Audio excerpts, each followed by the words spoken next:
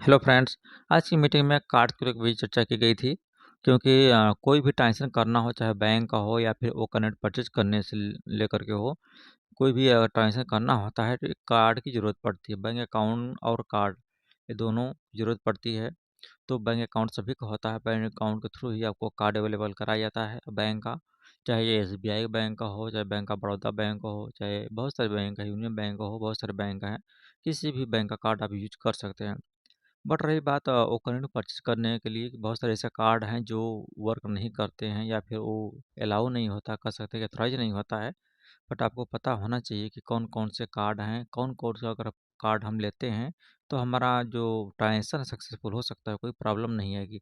ऐसा नहीं कि आप कोई भी अंटरनल कार्ड बैंक से इश्यू करा लें, इश्यू कराने के बाद आपको पता चले कि नहीं ये कार्ड अलाउ नहीं है, ये कार्ड वर्क नहीं कर रहा है अच्छे तरीके से, तो दूसरा कार्ड फिर इश्यू कराना पड़े बैंक जा कर के। इससे अच्छा है कि पहले ही आपको नॉलेज होना चाहिए कि कौन सा कार्ड लें, कैसे लें। कार्ड कोई भी हो, जो कंपनी का जो टाई अप होता है, वो बैंक से होता है और इसमें अगर वो कनेक्ट परचेज़ करते हैं आप, तो इसमें आपको जो कि वीज़ा कार्ड या फिर मास्टर कार्ड, ये होना चाहिए, आपको जानकारी होनी चाहिए। जैसे मान लीजिए एसबीआई का आपको कार्ड इश्यू कराते हैं या आपके पास होगा, तो उसमें डेबिट क्रेडिट कार्ड होता है। अक्सर क्या होता है कि क्रेडिट कार्ड की ज़रूरत पड़ती है, बट आप डेबिट कार्ड जो नॉर्मली जो यूज़ होता है, वो डेबिट कार्ड ही दिया जाता है बैंक के थ्रू। बैंक वाले डेबिट कार्ड ही देते हैं। तो डेबिट कार्ड एक होता है, सिंपल डेबिट कार्ड होता है और एक जो डेबिट कार्ड होता है वो वीज़ा का होता है। वीज़ा डेबिट कार्ड होता है या फिर मास्टर डेबिट कार्ड होता है। जैसे आप एसबीआई का आप लेंगे, स्टेट बैंक ऑफ इंडिया का, तो मास्टर का मिलेगा आपको, मास्टर का कार्ड मिलेगा आपको। उस पे आपका नाम ऑलरेडी मेंशन होता है, नाम लिखा होता है। इसके बाद उस पे रहता है लोगो बना होता है एसबीआई का। इसके बाद मास्टर डेबिट कार्ड लिखा रहता है, मेंशन रहता है। तो इससे आप जान सकते हैं कि इस तरह से कौन-सा कार्ड है। अगर मान लीजिए कि आपने यूनियन बैंक का यूज़ किया हुआ है या किसी अदर बैंक का यूज़ किया हुआ है, कोई भी बैंक होता है, तो उसका या फिर दूसरा रहेगा आपका वीज़ा कार्ड। तो उस पे लिखा रहता है वीज़ा डेबिट कार्ड। तो इस तरह आपको पता होना चाहिए कि हम कौन-सा कार्ड लेते हैं, ताकि हमारा जो ट्रांज़ैक्शन हो वो आगे के लिए हमेशा सक्सेसफुल रहे। इसलिए कि एक बार तो आप किसी से के माध्यम से आप ट्रांज़ैक्शन करवा सकते हैं और करंट परचेज़ करना है तो करवा लेंगे। लेकिन इस चीज़ को आपको अगेन एंड अगेन बार-बार प्रोडक्ट को परचेज़ करना ही करना है। आज आप वो करंट परचेज़ कर रहे हैं, फिर वो डोमेन लेंगे, फिर बहुत सारा सिस्टम है इस तरह से जितने भी प्रोडक्ट आएगा, हर प्रोडक्ट को परचेज़ करना है। तो फिर आप क्यों दूसरे की हेल्प क्यों लेंगे? आप खुद अपना जनरेट करवा लीजिए कार्ड, बैंक से इश्यू करवा लीजिए। तो ये मस्ट है, आपको जानकारी होनी चाहिए।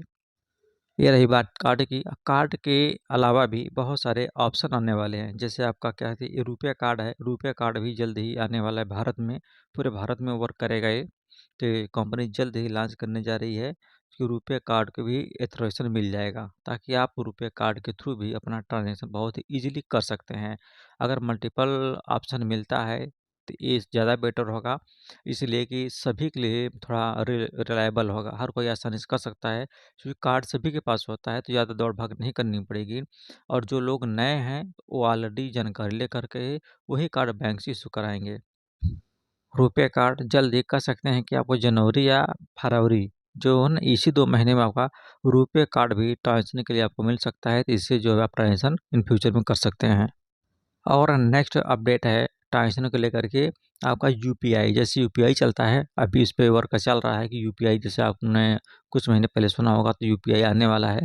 हालाँकि यूपीआई आया नहीं है, अब देखना है कि यूपीआई आएगा। अगर यूपीआई नहीं होता है, तो हो सकता है कंपनी अपने नाम से ऐसा कुछ बनाने वाली है जिससे यूपीआई के थ्रू ही वर्क करेगा या यूपीआई जैसा ही होगा। जैसे अब ये कन्फर्म है, जो कंपनी सॉफ्टवेयर कंपनी है, ऐसी-वैसी कंपनी तो है नहीं, मामूली कंपनी नहीं है।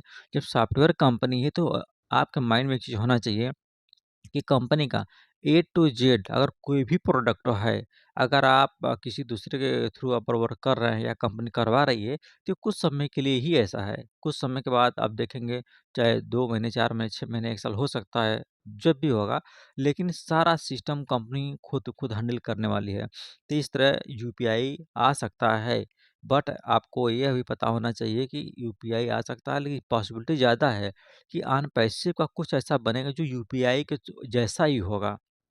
हो सकता है कि मतलब कंपनी अपने नाम से बना दे, ऑन पैसिव के नाम से, इस तरह से पॉसिबिलिटी अधिक है। तो हो सकता है अगर इस तरह से आती है तो बहुत ही बेटर है सभी फाउंडर्स के लिए। और ये सारा सिस्टम चाहे यूपीआई का आने वाला है या फिर कार्ड से, ये सारा सिस्टम बहुत जल्द ही आपको देखने के लिए मिल जाएगा।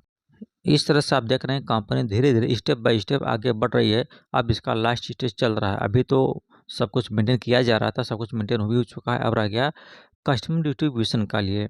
कस्टमर डिस्ट्रीब्यूशन जिसे कहते हैं अलॉटमेंट है।